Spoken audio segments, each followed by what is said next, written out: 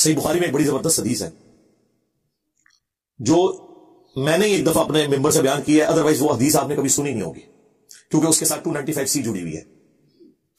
صحیح بخاری میں ایک چیپٹر ہے کتاب الاعتصام بالکتاب والسنہ، قرآن و سنت کو مضبوطی سے پکڑنا۔ اس چیپٹر میں امام بخاری ایک حدیث لے کے آئے ہیں کہ جب حضرت ابوبکر کی بیعت کی گئی نا تو دوسرے دن حضرت ابوبکر صدیق رضی اللہ تعالیٰ عنہ آڈینس سے خطاب کرنے کے لیے مسجد نبوی میں آئے، تو ان کے خطاب کرنے سے پہلے حضرت عمر ممبر پہ چڑھے، جس نے آج کل بھی اسٹیج سیکٹری کے طور پہ، اور کمال کا خطبہ دیا۔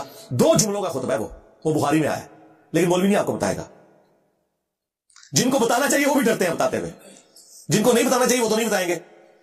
حضرت عمر کے الفاظ ہیں کہ دیکھو، یعنی حضور کے غم کی وجہ سے لوگ دکھی تھے، یعنی جس شخصیت کو آپ اپنے ماں باپ اولاد سب سے بڑھ کر عزیز سمجھتے ہیں اور وہ دنیا سے چلی جائے تو صحابہ کرام کی تکلیف کا اندازہ کون کر سکتا ہے۔ تو سیدنا عمر نے کہا کہ دیکھو، اللہ نے اپنے نبی کے لیے وہ پسند کیا جو اللہ کے پاس تھا، وہ اس سے بہتر تھا جو دنیا میں ہے۔ وَلَلْآخِرَةُ خَيْرٌ لَكَ مِنَ الْأُولَىٰ، اے نبی تمہارا ہر آنے والا لمحہ گزرے ہوئے سے بہتر ہوگا۔ کیوں؟ وَرَفَعْنَا لَكَ ذِكْرَكَ، ہم نے آپ کے لیے آپ کا ذکر بلند کر دیا۔ دنیا میں کوئی لمحہ ایسا نہیں ہے کہ اللہ کے ساتھ رسول اللہ کا نام نہ بولا جاتا ہو اذان کے اندر، اللہم صلی علی محمد وعلی آل محمد۔ تو حضرت عمر کے الفاظ ہیں کہ اللہ تعالیٰ نے وہ پسند کیا جو تمہارے نبی کے لیے بہتر تھا، لیکن اللہ نے تمہارے لیے تمہارے نبی کے جانے کے بعد وہ کتاب چھوڑ دی ہے جس کتاب کے ذریعے اس نے اپنے نبی کو ہدایت دی تھی۔ اب یہ بڑا خطرناک جملہ تھا، خطرناک جملہ تھا، خطرناک سے بھی اگلا ورژن۔ تم بھی اس کتاب کو پکڑو گے تو ہدایت پہ قائم رہو گے۔ اور پھر اس جملے کو ریپیٹ کیا، اس کتاب کو کہ جس کتاب کو تمہارے نبی کی ہدایت کا ذریعہ بنایا۔ اچھا، اس کا یہ مطلب نہیں نعوذ باللہ کوئی رسول اللہ گمراہ تھے، نہیں، قرآن میں واضح آتا ہے ما ضل صاحبکم وما غوا، تمہارے نبی نہ کبھی بہکے ہیں نہ کبھی بہرا چلے ہیں۔ یہاں پہ بھی ضلہ کا لفظ آیا ہے، یہ کیا ہے جو قرآن حکیم میں اللہ تعالیٰ نے فرمایا ووجدک ضالا فہدی، اے نبی ہم نے آپ کو اپنی محبت میں خود رفتہ پایا اور ہدایت کے بلند ترین مرتبے پر پہنچا دیا۔ ضال کا مطلب گمراہی بھی ہوتا ہے، ضال کا مطلب کسی کی محبت میں ڈوبنا بھی ہوتا ہے۔ ان ابانا لفی ضلال مبین، حضرت یعقوب کے بیٹوں نے جو خود صحابی تھے اپنے باپ کے بارے میں کیا کہا تھا کہ ہمارے ابا جان تو یوسف کی محبت میں ڈوب چکے ہیں۔ اب وہاں ترجمہ فی ضلال مبین کا یہ تو نہیں کرتے کہ ہمارے ابا گمراہ ہو چکے ہیں، وہ تو کافر ہو جاتے، اپنے پیغمبر ابے کو کہتے تو نہیں۔ ووجدک ضالا فہدی، احمد بریلوی نے بالکل صحیح ترجمہ کیا، مولانا مودودی نے بھی صحیح ترجمہ کیا، اپنی محبت میں خود رفتہ پایا اور ہدایت کے اعلیٰ منزل کو پہنچا دیا۔ یہی مضمون سورہ شورى میں بھی ہے کہ ہم نے اس قرآن کے ذریعے اے نبی آپ کو اس اعلیٰ درجے پر پہنچایا۔ ما كنت تدری ما الکتاب ولا الایمان، اس قرآن کے نزول سے پہلے آپ نہ کتاب جانتے تھے نہ ایمان کی تفصیلات، بلکہ اللہ نے اس کو ہدایت اور نور کا ذریعہ بنایا۔ وانک لتہدی الی صراط مستقیم، اور نبی بے شک اب آپ بھی لوگوں کو ہدایت کی طرف بلاتے ہیں۔ تو نبی علیہ السلام وہ بتا رہے تھے خطبہ کیوں نہیں لوگ بیان کرتے تھے، اس میں جو حضرت عمر کا جملہ ہے نا کہ اللہ نے اس کتاب کے ذریعے تمہارے نبی کو ہدایت دی، تو اب اس لیے لوگ ڈرتے تھے یار یہ تو کہیں گے نبی کو گمراہ مان رہے، بھائی تم ایکسپلین کرو، ہم نے بھی کر دیا۔ یہ کبھی بھی خطبہ بیان نہیں ہوا، اور یہ خطبہ صحیح بخاری میں لکھا ہوا ہے۔ حضرت عمر فاروق رضی اللہ تعالیٰ عنہ نے حضرت ابوبکر کی خلافت اسٹیبلش ہونے کے دوسرے دن خطبہ دیا، کمال کا خطبہ ہے۔ اور قرآن اتنا اسٹرانگ ہے اس حوالے سے کہ بخاری مسلم میں جو حدیث شفاعت ہے، جو نبی علیہ السلام ہماری شفاعت کریں گے انشاءاللہ، اس کے اینڈ پہ آتا ہے کہ نبی علیہ السلام کہتے ہیں جب میں آخری دفعہ جہنم کی طرف جاؤں گا تو داروغہ جہنم مالک علیہ السلام مجھ سے کہیں گے یا رسول اللہ اب آپ کا کوئی امتی بھی دوزخ میں باقی نہیں ہے سوائے اس کے جسے قرآن نے جنت میں جانے سے روک رکھا ہے۔ قرآن جب روک لے گا نا تو کوئی نہیں بچا سکتا۔ یہ ویسے شعر ہے، خدا کا پکڑا چھڑائے محمد، محمد کا پکڑا چھڑا کوئی نہیں سکتا۔ کتنا یہ ظلم کر رہے ہیں، اللہ اور رسول کا مقابلہ کروا رہے ہیں، نعوذ باللہ۔ اور بخاری مسلم میں لکھا ہے کہ یا رسول اللہ قرآن نے روک لیا ہے، اب آپ کی شفاعت بھی ان کے کام نہیں آئے گی جن کو قرآن نے جنت میں جانے سے روک لیا ہے۔ اور قرآن نے کن کو روک لیا؟ انه من يشرك بالله فقد حرم الله عليه الجنه ومأواه النار وما للظالمين من انصار، بے شک جو کوئی بھی اللہ کے ساتھ شرک کرے گا اللہ نے اس پہ جنت حرام کر دی ہے، اس کا ٹھکانہ جہنم ہے، وہاں اس کا کوئی مددگار نہیں ہوگا۔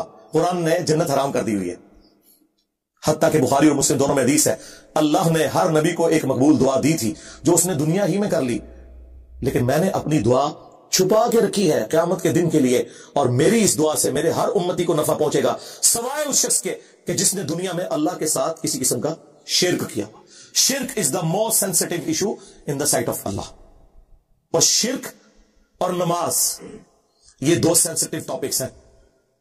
قرآن کی توہین وہی لوگ کر رہے ہیں اصل میں جو قرآن پڑھنے سے روک رہے ہیں، جس کی وجہ سے شرک پھیل رہا ہے، اور نماز سے کوسوں دور ہیں، کیونکہ انہوں نے قرآن تو پڑھا نہیں، انہیں پتا کیسے چلے کہ قرآن کا مسلمان اور ہے اور پاکستان کا مسلمان اور۔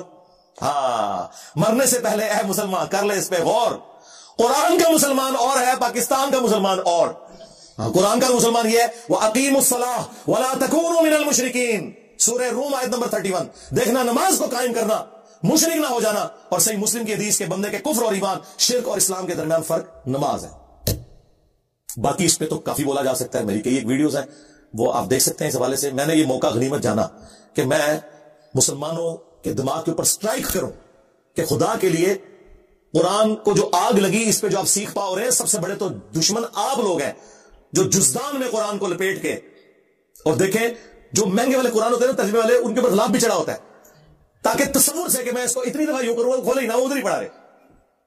بلکہ میں نے تو ریکویسٹ کی ہے کہ پاکستان کے آئین میں جہاں یہ چیز شامل ہے کہ پاکستان میں قرآن غلطیوں سے پاک پرنٹ کیا جائے گا، یہ بہت بڑا جرم ہے، اس لیے قرآن کے اینڈ میں لکھا ہوتا ہے کہ اگر کوئی غلطی دیکھے تو واپس بھیجیں، ہم آپ کو نیا نسخہ دیں گے۔ پاکستان کے آئین میں یہ چیز بھی داخل کی جائے کہ بغیر ترجمے کے قرآن چھاپنا حرام ہو، یعنی پاکستان کے قانون میں، وہ شرعی طور پہ حرام نہیں لفظ استعمال کر رہا، چلے جرم کہہ لیں اس کو۔ بھئی پاکستان میں کیا تک بنتا ہے جہاں 99.99% لوگ عربی نہیں جانتے ہیں، وہاں عربی والے قرآن صرف پرنٹ کرنا کتنا بڑا ظلم ہے۔ مولانا مودودی رحمہ اللہ کا ترجمہ پرنٹ کیا ہے ترجمان القرآن والوں نے، بڑا زبردست ہے۔ ویسے تو آپ دیکھتے ہیں نا اوپر عربی نیچے اردو، انہوں نے پتا کیا کیا ہے، ایک صفحہ پورے کا پورا عربی اور اس کے سامنے والا صفحہ اردو۔ اگر صرف کسی نے اردو بھی پڑھنا ہے نا، وہ پڑھتا ہے۔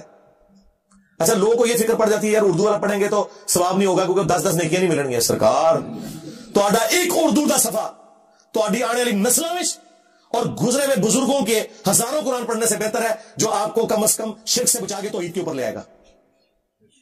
دیکھیں نا، اگر توحید ہی نہ ملی تو قرآن ختم کرنے کا کیا فائدہ ہویا؟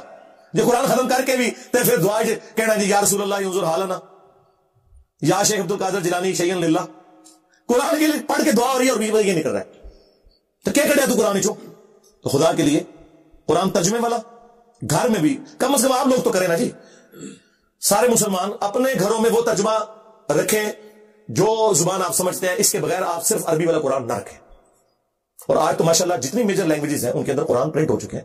سعودی عرب کی گورنمنٹ اس حوالے سے بہت بڑا کام کر رہی ہے، جتنے حاجی جاتے ہیں نا، پہلے تو وہ عمرے والوں کو بھی دیتے تھے لیکن پھر ریسورسز کی وجہ سے ایشو ہوا تو اب صرف حاجیوں کو دیتے ہیں۔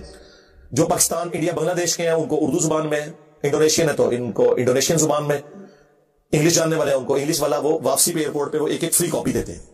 میں 2007 میں گیا تھا، مجھے بھی ایک کاپی ملی، میری وائف کو بھی ملی تھی، تو اس حوالے سے وہ بہت کام کر رہے ہیں۔ چلیں حاج عمرے پہ کوئی نہیں بھی جاتا، یہاں تو یار اپنے گھروں میں تو کم از کم آپ کوشش کریں کہ آپ ترجمے والے قرآن رکھیں۔